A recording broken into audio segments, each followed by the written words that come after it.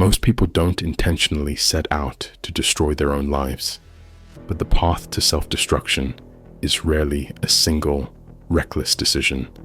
It's a series of almost invisible choices, small and seemingly harmless. There's a harsh reality about married women that often goes unnoticed by men. It's not that they are weak. It's not that they lack principles. It's simply that human nature is wired for temptation. No one wakes up one day and decides to throw away everything they've built. It doesn't happen in a moment of madness.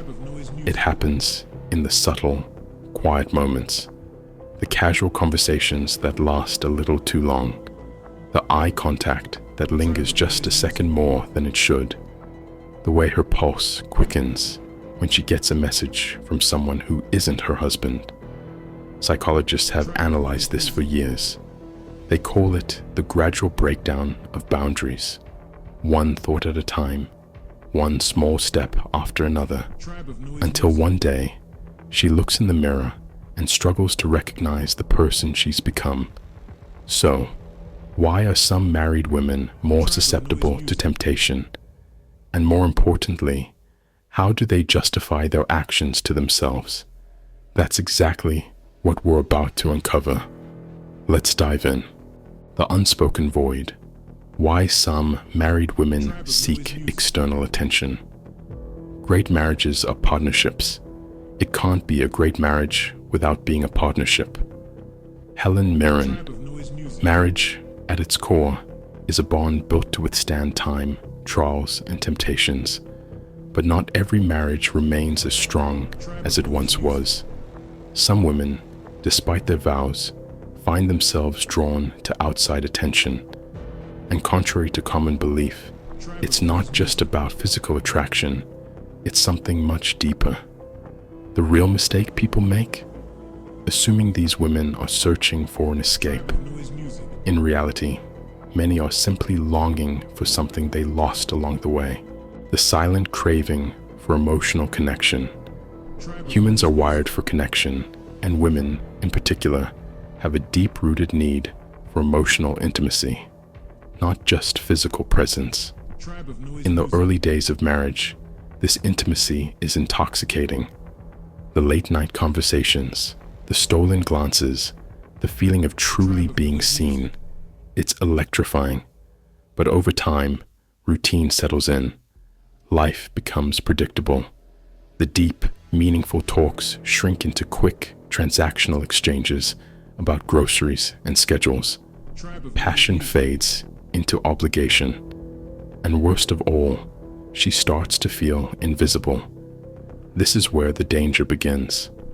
Dr. John Gottman, a renowned relationship psychologist, has studied this for decades. His research shows that the true killer of relationships isn't conflict, it's indifference. When a woman no longer feels acknowledged by her husband, her subconscious starts searching for validation elsewhere, often without her even realizing it. People will do almost anything to escape loneliness, even if it means losing themselves in the process. Mitch Albom, The Power of Feeling. Wanted again. It doesn't take much. A simple compliment from a stranger. A conversation with someone who actually listens. A moment where she feels interesting again. And suddenly, that brief interaction feels like a breath of fresh air after years of suffocation. Marriage offers stability, responsibility, and predictability. But the downside of predictability, it often extinguishes excitement. Psychologists call this the Coolidge effect, the idea that novelty is what fuels desire. Both men and women are naturally drawn to the thrill of the unknown.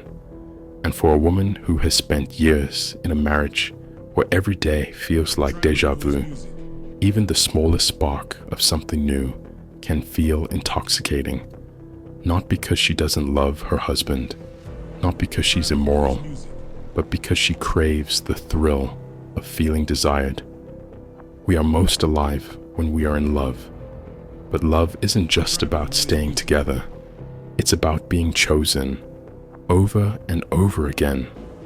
When a woman feels pursued, when she feels like she has power over someone's desire, it awakens a version of herself she thought was long gone. The younger version, the confident version, the one who felt effortlessly captivating. And while she may never intend to cross any lines, she might start stepping closer to them, because in those fleeting moments, she feels alive again. The loss of self, an overlooked truth, another overlooked reason some married women seek external validation is social identity loss. Many women, after marriage, start feeling like they are no longer individuals. They become someone's wife, someone's mother, someone's caretaker. Their identity shifts from who am I to who am I in relation to others. Before marriage, she was an individual, a woman with dreams, passions, and ambitions. After marriage, she becomes defined by her roles: the nurturer, the supporter, the one who keeps everything together. And while these roles are meaningful, they can also feel confining. If a woman no longer feels like her own person, she may begin seeking interactions that remind her she's more than just a role. And sometimes, that reminder comes in the form of another man. What happens next? That depends on the choices she makes. But one thing is certain: when a woman starts feeling invisible in her own life, she will do whatever it takes to feel seen again. The justification game, how the mind excuses what the heart has already decided. The mind will always find a way to justify what the heart has already decided. No one wakes up one morning and thinks, "Today, I'll betray my marriage." That's not how it happens. When a married woman begins engaging in emotionally or physically risky behavior, it's never an impulsive leap. It's a slow, gradual descent, a slippery slope paved with subtle rationalizations long before it ever becomes reality. Because the truth is, guilt is a heavy burden to carry. And if the mind can twist the narrative enough to make her believe she's not doing anything wrong, then she doesn't have to feel its weight. So, how does this happen? How do married women justify stepping over the line? So, how does this happen? How do married women justify stepping over the line? The slippery slope of rationalization. At first, it all seems harmless. It's just a little attention. What's the big deal? We're just talking. There's nothing wrong with that. It's not like I'm cheating. I'm just enjoying the moment. The human brain is a master of self-deception. When something feels good but contradicts a person's moral values, the mind scrambles to create justifications. Psychologists call this cognitive dissonance, the psychological discomfort that arises when actions don't align with beliefs. To ease that discomfort, the brain bends reality to protect itself. The easiest person to fool is yourself. Richard Feynman.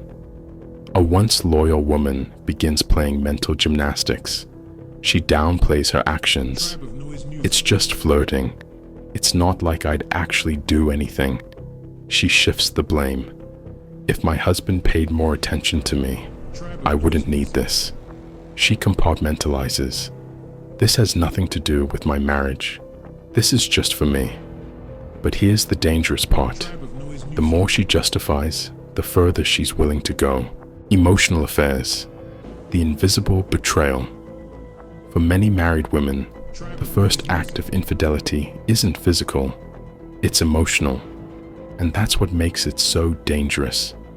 With physical cheating, the boundaries are clear. There's no ambiguity in kissing, sleeping with, or intimately touching another man. But emotional affairs, that's where the gray area begins. It starts with late-night texts, conversations that get a little too deep, confiding in another man instead of her husband.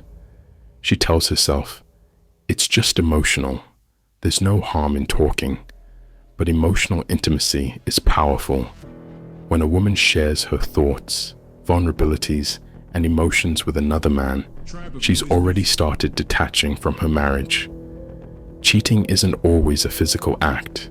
The moment you start keeping secrets from your partner, you've already crossed the line. Unknown. And this is where the real danger lies. Because when emotions become deeply involved, physical boundaries begin to blur. The "I deserve this" mindset, the point of no return. The final and most dangerous rationalization is that "I deserve this" mindset. By this stage, a woman no longer questions her actions. In her mind, they are fully justified. "I've sacrificed so much for this marriage. I deserve to feel good again. He's ignored me for years. If he doesn't care, why should I? I've been faithful for so long, and it's gotten me nowhere. What's the point?" This is the moment where everything shifts. The emotional connection she's built with another man feels more real than the marriage itself. And now, her mind has convinced her that crossing the final line isn't betrayal, it's justice. And once someone believes their actions are justified, nothing can stop them. The hard truth. The reason married women sometimes become the easiest prey isn't because they lack morals or self-control. It's because the human brain is wired to justify what feels good. It starts with small excuses, tiny justifications, but if left unchecked, those justifications turn into actions, and once the line is crossed, there's no going back. The breaking point, when there's no turning back, the chains of habit are too weak to be felt until they are too strong to be broken. Every story has a moment of no return, a point where there's no more just talking, no more innocent flirting, no more harmless fun. The game stops being a game. It becomes real. And the scariest part? Most women don't even realize when they've crossed that line until it's too late. Psychologists call this threshold theory, the idea that the hardest part of any action isn't doing it repeatedly, it's doing it for the first time. People who swear they'd never cross a line eventually do, not because they suddenly lack morals, but because the first time feels like an exception. The first time she sends a message she knows she shouldn't. The first time she meets up with him just as friends. The first time his hand lingers a little too long and she doesn't pull away. That's the moment everything shifts. Because after the first time, the second time is easier. And before she knows it, what once felt forbidden starts to feel normal. What we do repeatedly, we become. The illusion of control. Here's the biggest lie people tell themselves when they're walking a dangerous path. I can stop whenever I want. But can they? Not really. Because once emotions get involved, logic takes a backseat. Neuroscientists have found that romantic and sexual attraction light up the same brain pathways as drug addiction. The rush of a new connection is intoxicating, a hit of something she didn't even realize she was craving. So even when she tells herself, this is the last time, she finds a reason to go back. Because at this point, it's not even about the man, it's about the feeling she gets when she's with him. At first, lying feels unnatural. The first time she hides a message, the first time she makes an excuse, the first time her heart pounds when her husband asks, "Who are you texting?" It feels wrong. But the human mind is terrifyingly adaptable. Guilt turns into strategy. She gets better at covering her tracks. She compartmentalizes so well that she barely feels guilty anymore. And soon, she starts believing her own lies. The spiral. When there's no escape, the longer the secret exists, the harder it is to escape. She might tell herself, I'll end it next week, next month, soon. But weeks turn into months. And by the time she realizes she's trapped in her own web, it's too late. Here's the final shift that happens in a woman's mind when she's gone too far. Her marriage stops feeling like her primary relationship. Her husband becomes the other man, because the real connection, the real passion, the real intimacy, it's happening somewhere else. At this stage, even if she hasn't physically crossed the line, her heart already belongs to someone else. And when that happens, there are only two ways the story ends. She gets caught, or she walks away, unable to live a double life anymore. The hard truth. So why are some married women the easiest prey? Because they're not looking to cheat. They're looking to feel something they lost. And once they find it, walking away feels impossible.